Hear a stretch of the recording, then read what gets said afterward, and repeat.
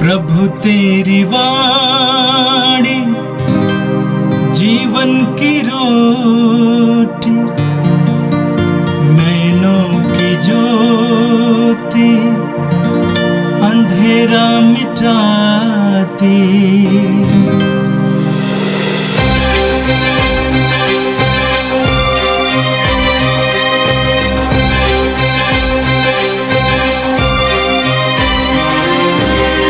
प्रभु तेरी वाणी जीवन की रोटी, नैनों की ज्योति अंधेरा मिटाती।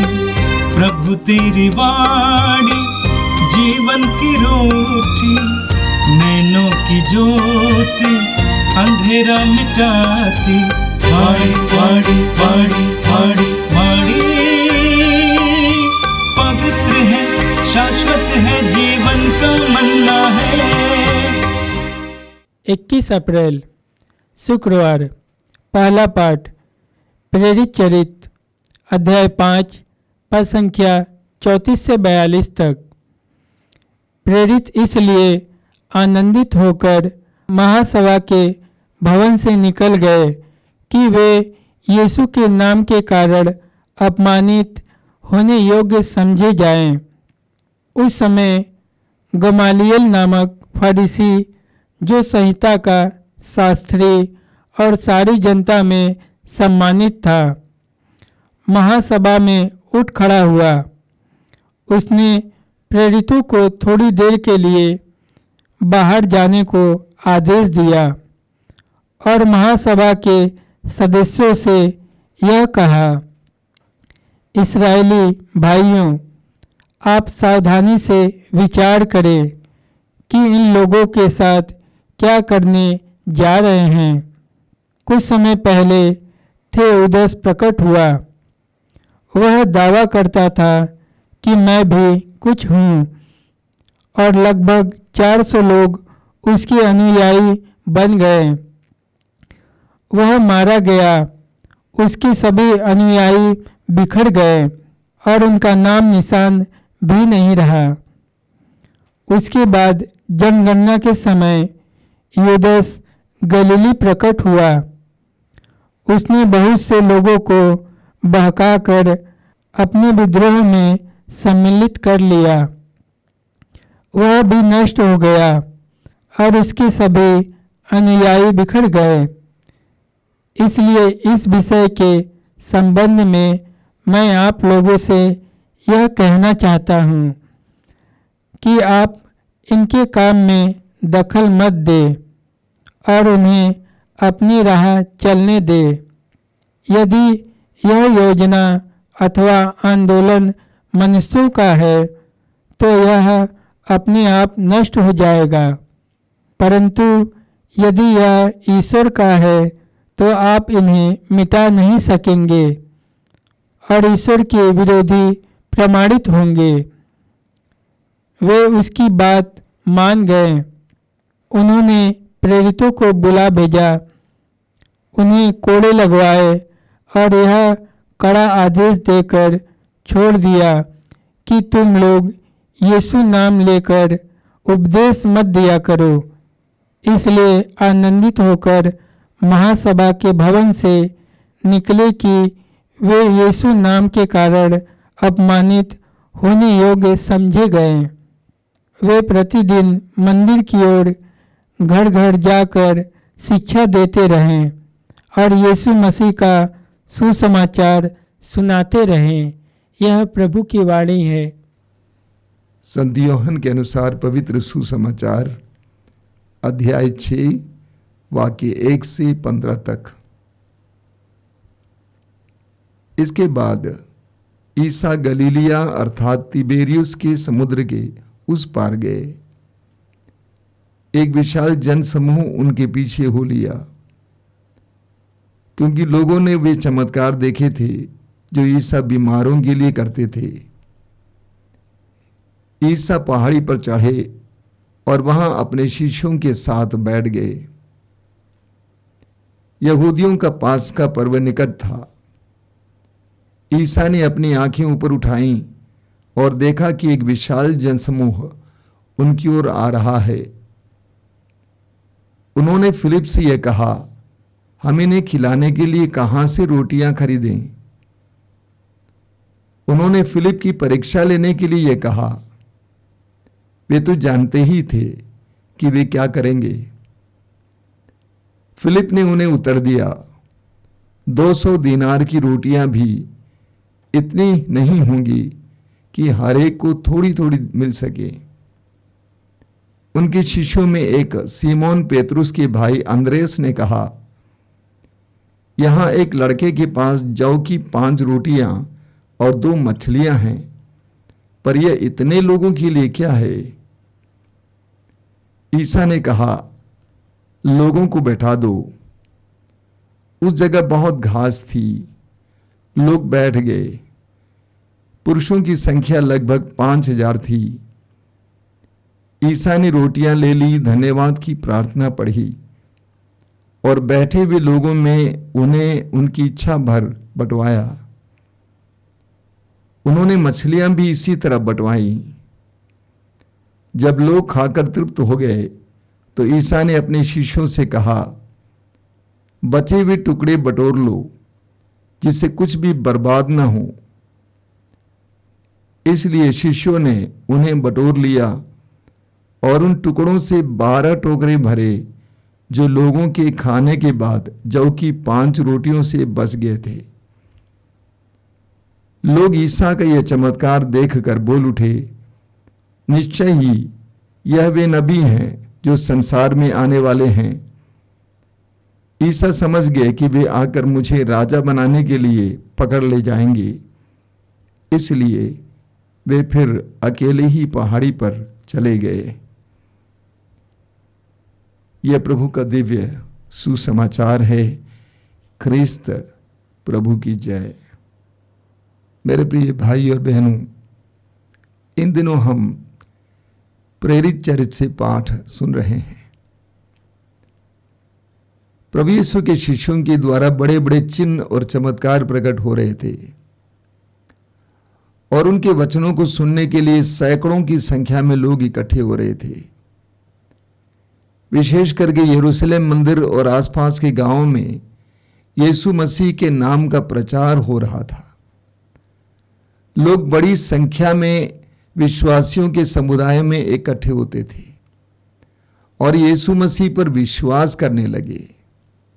यह देखकर धर्मगुरु और धर्म सभा के लोग आश्चर्यचकित हुए और हैरान हो गए।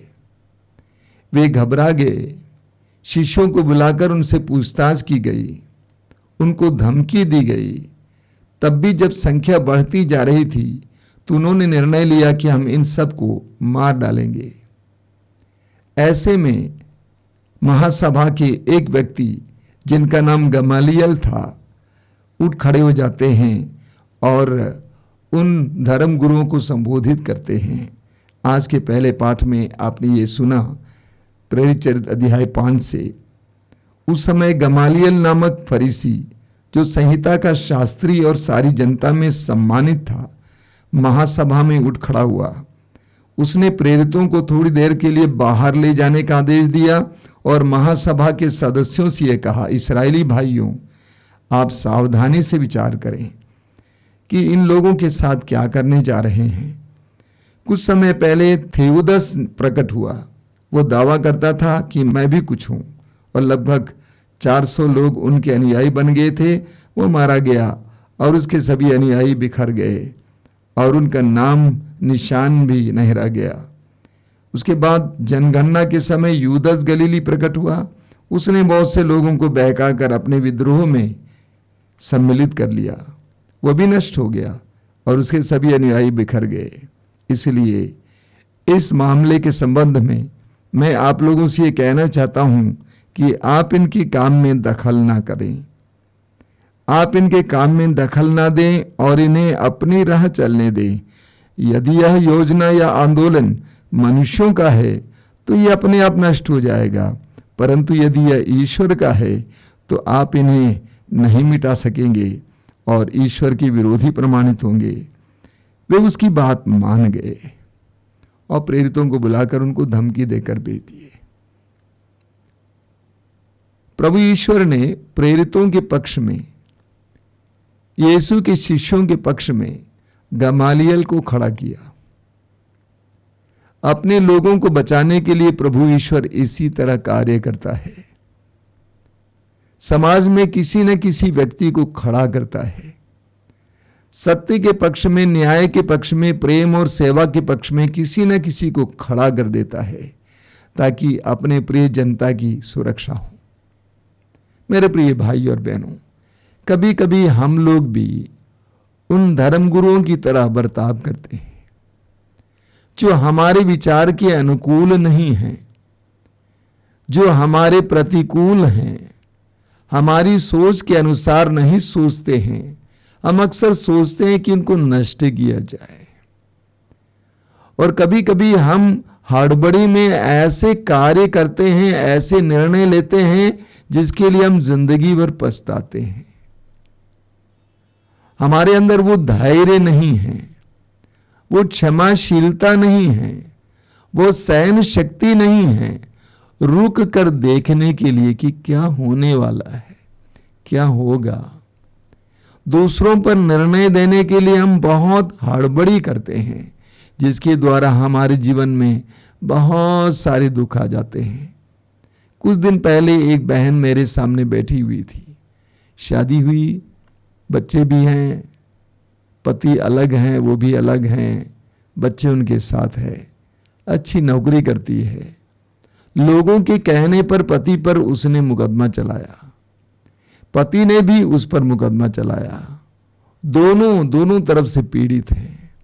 मैंने उस बहन से पूछा कि आपको मिला क्या? कुछ नहीं मिला, आपका पैसा जा रहा है।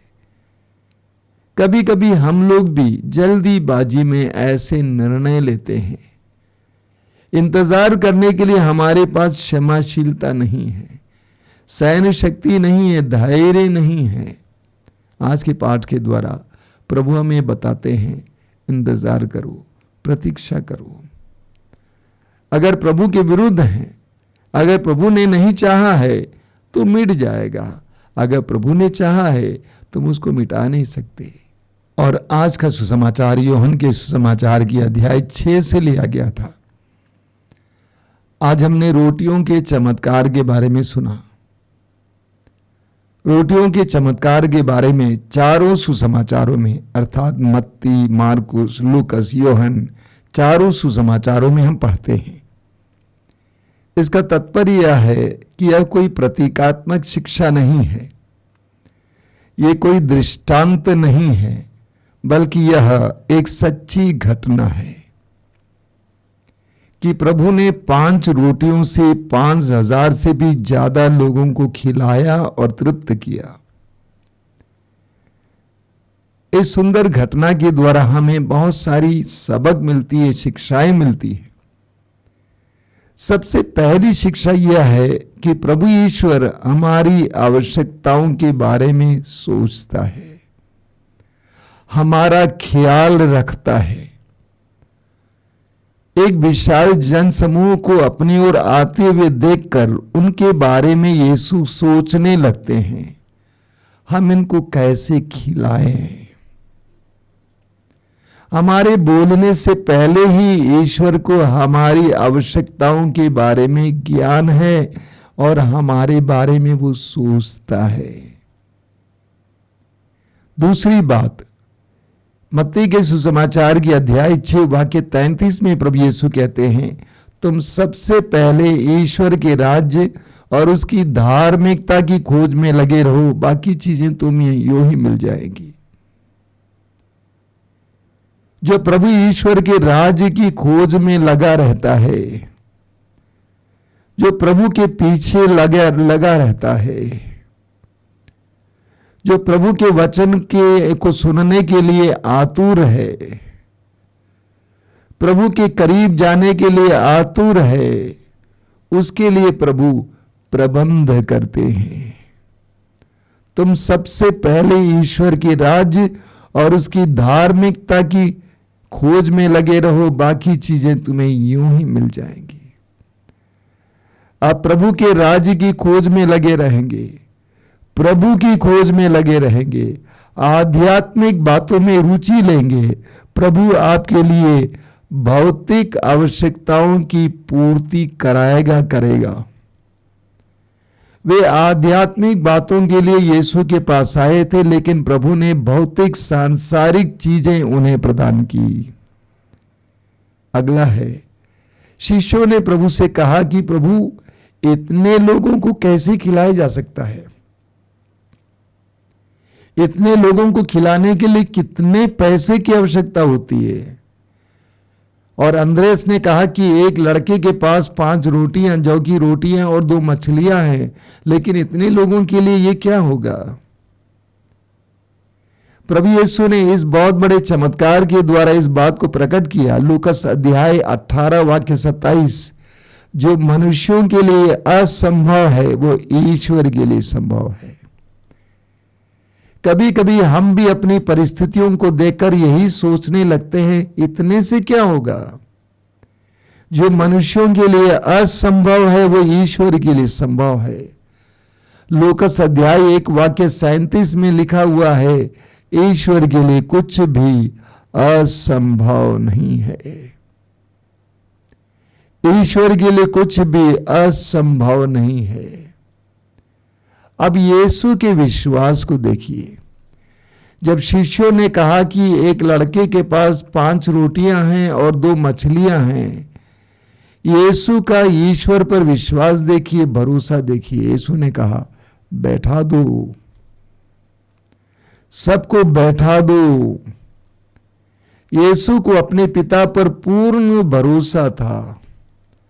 यूहन्ना अध्याय 11 में आप पढ़ेंगे, प्रभु यीशु लाजरस की कब्र के सामने खड़े थे और प्रभु यीशु ने लोगों से कहा कि कब्र के सामने जो पत्थर है उसको हटा दो। और प्रभु ने पिता को पुकार कर कहा कि पिता, मैं जानता हूं कि तू मेरी सुनता है। क्या भरोसा है। और लाजरस को आदेश देता है कि लाजरस बाहर आ जाओ। ठीक उसी तरह यहां पे भी किया जाता है। 5 रोटियां हैं, 2 मछलियां हैं, लेकिन प्रभु कहते हैं लोगों को बैठाओ। यीशु का अपने पिता पर भरोसा देखिए कितना मजबूत है। आगे हम देखते हैं कि जब प्रभु देते हैं तो छप्पड़ फाड़ के देते हैं, आवश्यकता से ज्यादा देते हैं। लूकास अध्याय 5 में आप पढ़ेंगे, जब प्रभु ने पेतरुस और अन्य शिष्यों से कहा कि मछली पकड़ने के लिए नाव को गहरे पानी में ले चलो और जाल बिछाओ। पेतरुस ने कहा, रात भर हमने परिश्रम किया, हमने एक भी मछली नहीं पकड़ी, आपके कहने पर हम करेंगे। किया, इतनी मछलियां फंस गई कि उनको अपने मित्रों की मदद लेनी पड़ी। जब हम प्रार्थना करते हैं, प्रभु हमें देते हैं तो छप्पड़ फाड़ के देते हैं, हमारी आवश्यकता से ज्यादा देते हैं। आज वाक्य 12 में आपने सुना, प्रभु ने कहा बचे हुए टुकड़ों को इकट्ठा करो, कुछ भी बर्बाद नहीं होना चाहिए। वह रोटी ईश्वर की देन है, भोजन ईश्वर की देन है, उसको बर्बाद नहीं करना चाहिए। और फिर यहां एक एक टुकड़ा रोटी ईश्वर के विशेष चमत्कार का प्रमाण है। प्रभु के वरदानों को बर्बाद नहीं होने देना चाहिए। हमें सारे के जीवन में प्रभु ने ना जाने कितने वरदान दिए हैं, उन वरदानों को बर्बाद करना अपराध है, पाप है। इतना बड़ा चमत्कार देखकर लोगों ने तय किया, लोगों ने सोचा यही वो नबी है जो आने वाले हैं, यही हमारे मसीह बनने लायक हैं, यही हमें रोमा सम्राट के अधीनता से छुड़ाएगा। और लोग उनको राजा बनाना चाहते थे। प्रभु यीशु ने इस बात को भनक लिया, पहले से ही पहचान लिया। तो प्रभु ने क्या किया, प्रभु एकांत में चले गए। इतने बड़े चमत्कार का फायदा प्रभु ने लिया नहीं। आजकल क्या देखने को मिलता है, प्रभु के दिए हुए वरदानों का लोग फायदा उठाते हैं, नाम कमाने के लिए, यश पाने के लिए, लोगों को इकट्ठा करने के लिए, अपने राज्य के विस्तार के लिए, पैसा इकट्ठा करने के लिए, अच्छे खासे मकान बनाने के लिए, शान की जिंदगी जीने लायक चीजें खरीदने के लिए प्रभु के द्वारा दिए गए वरदानों का दुरुपयोग किया जाता है। एक सच्चाई है, आज आप अपनी आंखों से देखते हैं। प्रभु यीशु आज हमें शिक्षा देते हैं। ईश्वर के द्वारा दिए गए वरदान हमारे स्वार्थपूर्ण आवश्यकताओं की प्राप्ति के लिए इस्तेमाल नहीं करना चाहिए। इसीलिए प्रभु यीशु ने अपने शिष्यों से कहा, तुम्हें मुफ्त में मिला है, मुफ्त में दे दो। ईश्वर की आशीषों, वरदानों और शक्ति का दुरुपयोग नहीं करना चाहिए। अपने स्वार्थ की पूर्ति के लिए उन सारी शक्तियों का इस्तेमाल नहीं करना चाहिए। प्रभु यीशु ने जानबूझकर लोगों को छोड़कर उस जगह से चल दिए। आइए हम प्रार्थना करें। प्रभु, हम तुझे धन्यवाद देते हैं आज के सुंदर दिन के लिए, तेरी आशीषों के लिए धन्यवाद देते हैं, तेरे पवित्र वचनों के लिए धन्यवाद देते हैं, तेरे पवित्र वचन में छिपे हुए रहस्यों के लिए धन्यवाद देते हैं, तेरी शिक्षाओं के लिए धन्यवाद देते हैं। तूने स्वयं कहा है, जो शिक्षा मैंने तुम्हें दी है उसके द्वारा तुम शुद्ध किए गए हो। तेरे पवित्र वचनों के द्वारा हम शुद्ध किए जाएं, पवित्र किए जाएं। ये प्रभु यीशु इन वचनों को सुनने वाले मेरे भाई बहनों को आशीर्वाद देना। आज का संपूर्ण दिन उनके लिए आशीष का दिन बने, अनुग्रह का दिन बने। हमारी इस प्रार्थना को ग्रहण कर, आमीन। प्रभु तेरी वाणी जीवन की रोटी, नैनों की ज्योति अंधेरा मिटाती। वाणी वाणी वाणी